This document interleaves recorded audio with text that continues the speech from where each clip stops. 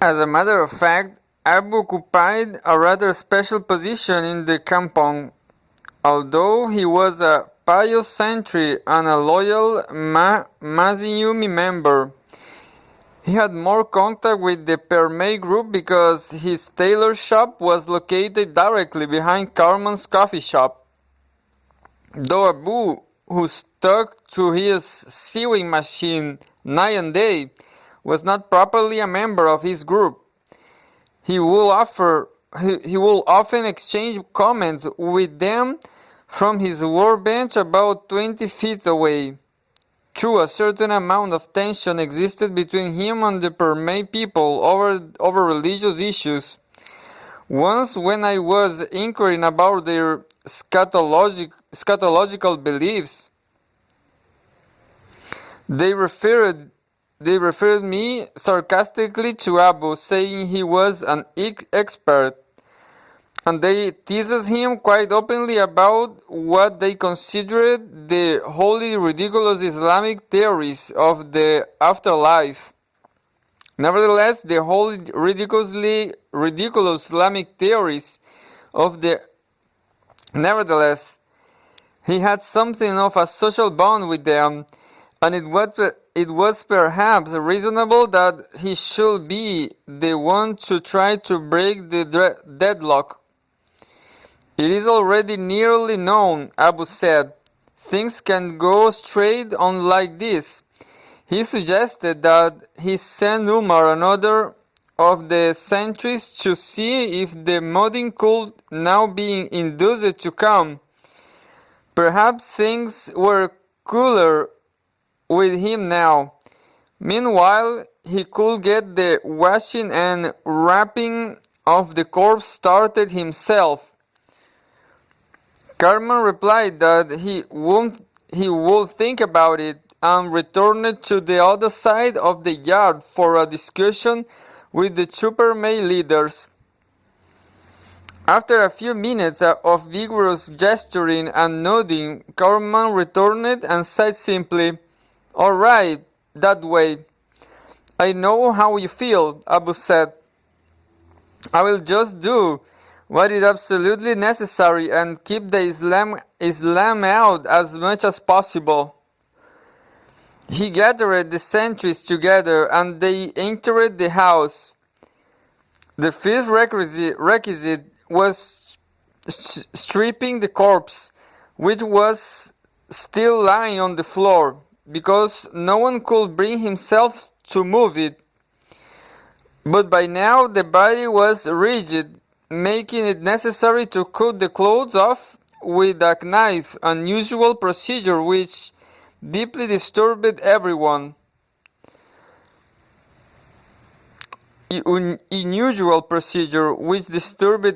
Especially the woman clustered around.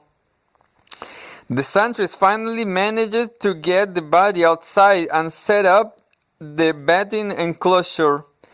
Abu asked for volunteers for the washing.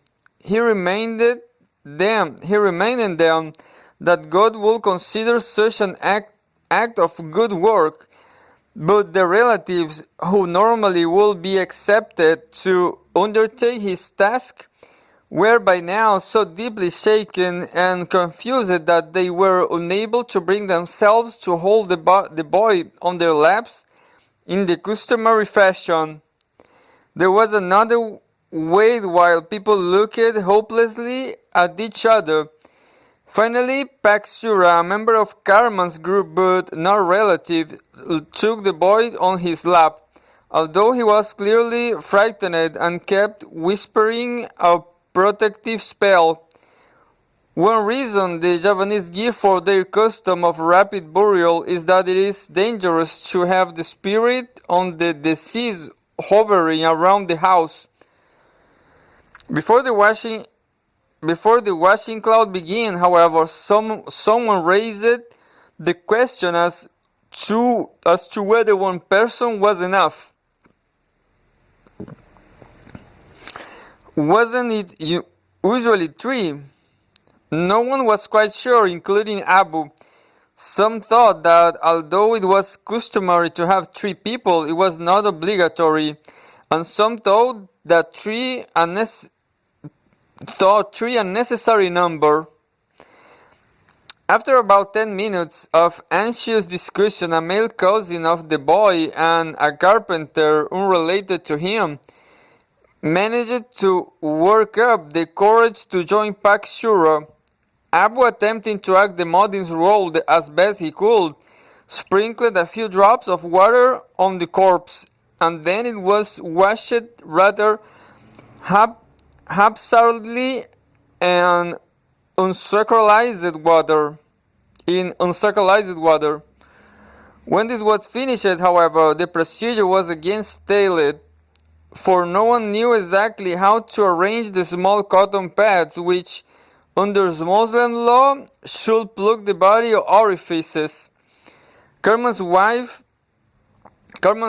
sister on the deceased mother, could evidently take no more, for they broke into a loud, unrestrained wailing, the only demonstration of this sort eyewitnesses among the dozen or so Japanese funerals I attached. Everyone was further upset by this development, and most of the kampong women made a frantic but unavailing effort to comfort her. Most of the men remained seated in the yard, outwardly calm and inexpressive, but the embraced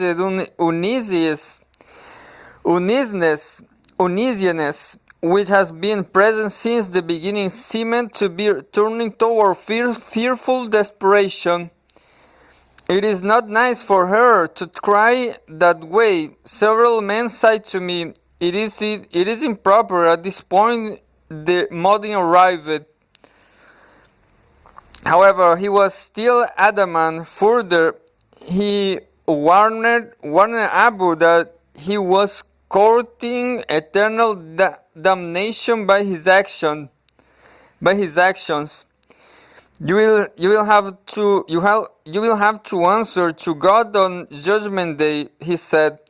If you take mistakes in the ritual, it will be your responsibility.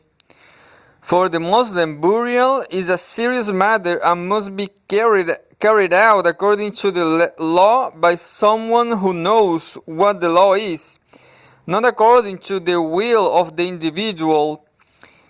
He then suggested to Sudyoko and Sastro, the Permai leaders, that they take charge on the funeral. For as party intellectuals, they must certainly know what kind of funeral customs Permai followed. The two leaders, who had not moved from their chairs, considered this as everyone watched expectantly, but they finally refused, with some chagrin, saying they really did not know how to go about it. The Modin shrugged and turned away. One of the bystanders, a friend of Carmen's, then suggested that they just take the body out and bury it and forget about the whole ritual. It was extremely dangerous to leave things as they were much longer.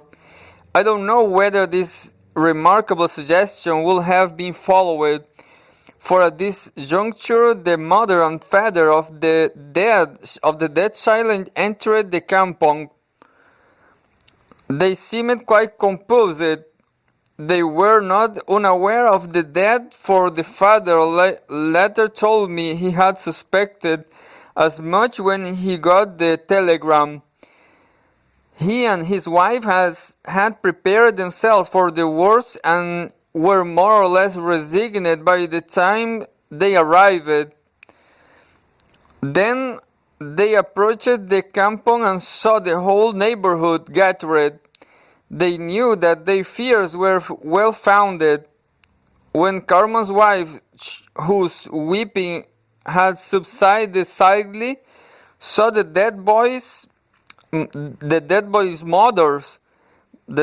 mother come into the yard, she burst free of those who were comforting her, and with a cry rushed to embrace her sister. In what seemed a split second, both women had dissolved into wild hysterics, and the crowd had rushed in and pulled them apart, pulled in and pulled them apart, dragging them to houses at opposite side of the kampong. Their wailing continued in undiminished volume, and nervous comments arose to the effect that they ought to get on with the burial in one fashion or another before the boy's spirit possesses someone. But the mother now insisted on seeing the body of her child before it was wrapped. The father at first forbade is angrily ordering her to stop crying. Didn't she know that such behavior would darken the boy's pathway to the other world? But she persisted, and so they brought her, stumbling, to where he lay in Carmen's house. The woman tried to keep her from drawing too close, but she broke loose and began to kiss the boy about the genitals. She was snatched away almost immediately by her husband, and the woman saw that she screamed that she had not yet finished it, and they pulled her into the back room, where she subsided into a daze. After a while, the body was finally being wrapped, the mother having unbent enough to point out where the cotton pads went. She seemed to lose her breathing entirely, and began to move about the yard, shaking hands with everyone, all strangers to her, and saying, "Forgive me my faults, forgive me my faults." Again she was forcibly retained. People said, "Calm yourself. Think of your other children. Do you want to follow your son to the grave?" The corpse was now wrapped, and new suggestions were made that it be taken off immediately to the graveyard. At this point, Abu approaches the father, who evidently had now displaced Carmen as the man legally responsible for the proceedings. Abu explained that the Mueddin, being a government official, did not feel free to approach the father himself, but he would like to know, how did he wish the boy to be buried, the Islamic way or what? The father, somewhat bewildered, said, "Of course, the Islamic way. I don't have much of any religion, but I'm not a Christian, and when it comes to death, the burial should be the Islamic way." Completely Islamic. Abu explained again that the Mueddin could not approach the father directly, but that being free could do as he pleased. He said that he had tried to help as best he could, but that he had been careful to do nothing Islamic before the father came.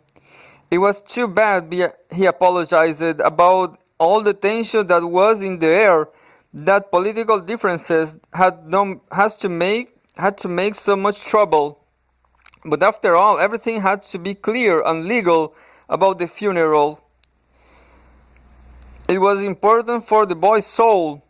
The sentries, somewhat gleefully, now chanted their prayers over the corpse, and it was carried to the grave and buried in the usual manner. The Mueddin gave the usual graveyard speech, as amended for children, and the funeral was finally completed. None of the relatives of the woman went to the graveyard, But when we returned to the house, it was now well after noon. The Slamitan was finally served, and Paidian's spirit presumably left the kampong to begin its journey to the other world. 3 days later, in the evening, the feast of the commemorative lamentants was held, but it turned out that not only were no sentries present, but that it was as much a political and religious school meeting as a morning ritual. Carmen started off in the traditional fashion by announcing in High Javanese that his was Slametan in remembrance of the death of Paidian. Sodioko, the Permai leader, immediately burst in saying, No, that is wrong. At the third day Slametan, you just eat and give a long Islamic chant for the dead, and we are certainly not going to do that. He then launches into a long, rambling speech. Everyone, he said, must know the philosophical religious basis of the country. Suppose this American, he pointed to me, he was not all pleased by my presence, came up and asked you, what is the spiritual basis of the country? And you didn't know. Wouldn't you be ashamed? He went on in this vein, building up a whole rationale for the present national political structure on the basis of a mythical interpretation of President Sukarno's 5 points: monotheism, social justice, humanitarianism, democracy, and nationalism, which are the official ideological foundations of the new republic. Aided by Carman and others, he worked out a macrocosm correspondence theory in which the individual seems to be but a small replica of the state, and the state but the enlarged image of the individual. If the state is to be ordered, then the individual must also be ordered. Each implies the other. As the president's 5 points are at the basis of the state, so the 5 cents are at the basis of an individual. The process of harmonizing both are the same, and it is this we must be sure we know. The discussion constituted for nearly half an hour, ranging widely through religious, philosophical, and political issues, including evidently for my benefit, a discussion of the Rosenberg's execution. We paused for coffee, and as Sodioko was about to begin again, Paidian's father, who had been sitting quietly and expressionless, began suddenly to talk, softly and with a curiously mechanical tonelessness, almost as if he were reasoning with himself, but without much hope of success. I am sorry for my rough city accent, he said, but I very much want to say something. He hoped they would forgive him. They could continue their discussion in a moment. I have been trying to be E-class, detached, resigned about Paidian's death. I'm convinced that everything that could have been done for him was done, and that his death was just an event which simply happened. He said he was still in Mojoku because he could not yet face the people where he lived. Couldn't face having to tell each one of them what had occurred. His wife, he said, was a little more E-class now too. It was hard though. He kept telling himself it it was just the will of God, but it was so hard, for nowadays people didn't agree on this anymore. One person tells you one thing and others tells you another. It's hard to know which is right, to know what to believe. He said he appreciated all the Monjoku people coming to the funeral, and he was sorry if had been all mixed up. I'm not very religious myself. I'm not Masumi and I'm not Permei, but I wanted the boy to be buried in the old way. I hope no one's feelings were hurt. He said again, and he was trying to be ikhlas, to tell himself it was just the will of God. But it was hard, for things were so confused these days. It was hard to see why the boy should be died. It was hard to see why the boy should have died.